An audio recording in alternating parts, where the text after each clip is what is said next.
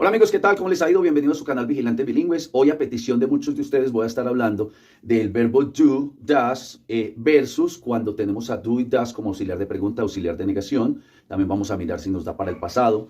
Recuerden ustedes que esto nos da mucha dificultad. Voy a tratar de ser lo más claro posible para que lo podamos comprender de una vez por todas. Bueno chicos, entonces comenzamos. A este lado de acá tenemos los pronombres personales, ya todos los conocemos. I, you, he, she, it, we, you y they. A cada uno de ellos se le coloca un verbo, el verbo do o does para tercera persona, lo cual significa hacer. Esto, cuando va después de los pronombres, significa verbo hacer. Primero tendríamos pronombres personales y después el verbo hacer. Recuerden que también hacer se dice de esta manera, make, pero este otro hacer es como hacer de construir o de fabricar. ¿Ok? Entonces, si tenemos el do y el does después de los pronombres, significa hacer. I do my homework. I do my homework. Yo hago mi tarea. En tercera persona sería does, para he, para she, para it. Y podríamos decir, por ejemplo, he does exercise. Él hace ejercicio. He does exercise. Él hace ejercicio. Bueno, muy bien. Entonces aquí lo tenemos como el verbo hacer. Pasemos al lado de acá. Tenemos pronombres personales, igual cantidad, 8. Y tenemos 8 verbos para igual número de pronombres. Entonces, en este caso vamos a leerlo sin ningún do, sin ningún does, sin nada. I travel, yo viajo. You send, tú envías o usted envía. He comes, él viene. Recuerden que en inglés, en tercera persona, en tiempo presente simple y en afirmación, el verbo debe llevar una S. Esa S desaparece después en la negación, en la pregunta o en cualquiera de los otros tiempos. Si estamos hablando de los tiempos perfectos o si estamos hablando de los tiempos progresivos o perfectos continuos, todo eso desaparece. Lo mismo si es en pasado, en futuro o en negación. Entonces, he comes, él viene. She puts, ella pone. It works, eso trabaja, esto trabaja. We play, nosotros jugamos. You let, ustedes dejan. Y they learn, ellos aprenden. Listo, ahora vamos a ver lo que confunde a uno de ustedes que me dijo que porque aquí va do. Sí, aquí va do, pero es para la negación y es un auxiliar de negación. Yo no puedo decir I not travel. Ese not no lo puedo colocar solo. Yo tengo que colocar do not. Entonces aquí está do y como se imaginarán, en tercera persona va does, pero acompañando el not. ¿Ok? Entonces, esto normalmente no lo van a decir así porque esto lo van a contraer por don't. Ahí ya dice. Es lo mismo. Pero obviamente usted no lo va a encontrar así, sí lo va a encontrar en escritos serios, en libros, en cosas así, puede encontrarlo así, que es lo que confunde a la persona que me dijo. Entonces está viendo el mismo do, pero ya está haciendo es como auxiliar de negación, me está acompañando la negación. Yo puedo decir I do not travel, yo no viajo, ¿cierto? O también puedo decir I don't travel, yo no viajo, es lo mismo.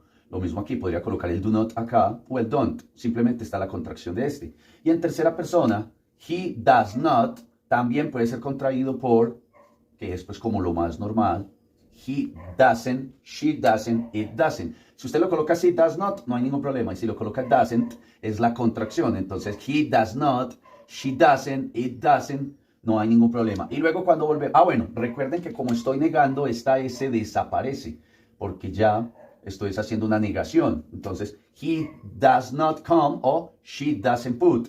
It doesn't work. It doesn't work. ¿Listo? También debo borrarle la S. Luego, para los plurales, volvemos otra vez a don't. Don't y don't. ¿Listo? Nosotros no jugamos, ustedes no dejan, ellos no aprenden. ¿Listo? Entonces, aquí lo estamos viendo como auxiliar de negación. Voy a borrar toda esta parte de acá y lo voy a volver a colocar, pero ahora como auxiliar de pregunta. Hagamos de cuenta que yo no estoy negando. Y entonces, cuando lo veamos delante de la oración, es otra cosa que confunde a las personas. Si lo vemos delante de la oración, ya significa, es como si tuviéramos este signo de interrogación que está muy en desuso. Cuando usted le coloca este do, significa que la oración ya está en pregunta. Ahorita decía yo viajo, ahorita dice viajo o viajo yo. Tú envías, tú envías, listo. Y para tercera persona es does. Si tenemos does delante de he, she o it, significa que estamos haciendo una pregunta, pero con tercera persona. Entonces aquí vemos el does y el do. Delante del pronombre es el verbo hacer. Cuando lo vemos aquí acompañando el not, está siendo auxiliar de negación. Y cuando lo vemos delante de la oración, es que significa que está en forma interrogativa, o sea, es una pregunta. Cabe destacar que se le coloca do y does a todos estos verbos que no son verbo to be, porque si fuera verbo to be, intercambiaríamos el verbo to be por el pronombre, ¿ok? Y la negación también sería diferente, no sería con don't y con doesn't, sino que la negación sería con am not, is not y are not, ¿ok?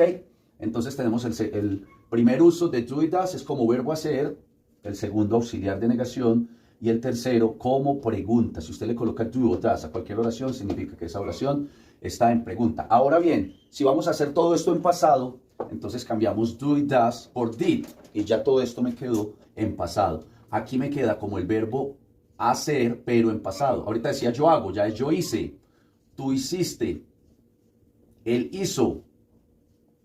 Es el verbo hacer, pero en pasado. ¿Ok? Ella hizo, esto hizo, o simplemente hizo. Nosotros hicimos. Fíjense que va a ser did para todos, sin importar si es tercera persona. You did, ustedes hicieron, y ellos hicieron. ¿Ok?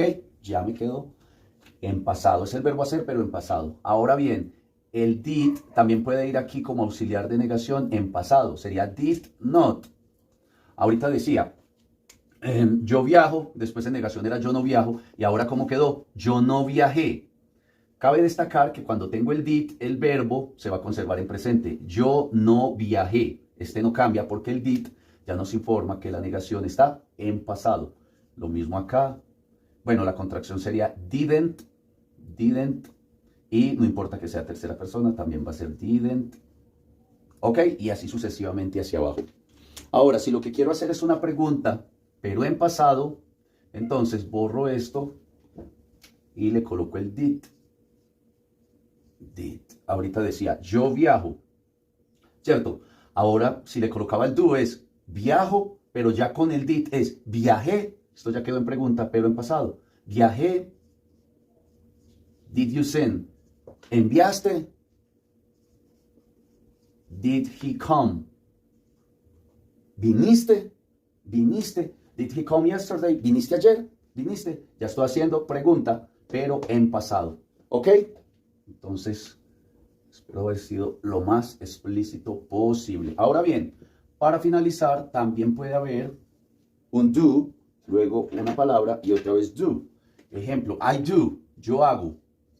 Pero también podría haber un do aquí adelante, porque esto me informa que yo aquí digo, yo hago, pero con este ya significa hago. O sea, puede ir esto aquí y también podría ir un did. Y luego un do. ¿Listo? Ahora bien, si no recuerden esta pregunta cuando vamos a saludar. What do you do? Hey, what do you do? What do you do? ¿Cómo estás? ¿Qué haces? ¿Cómo la estás pasando?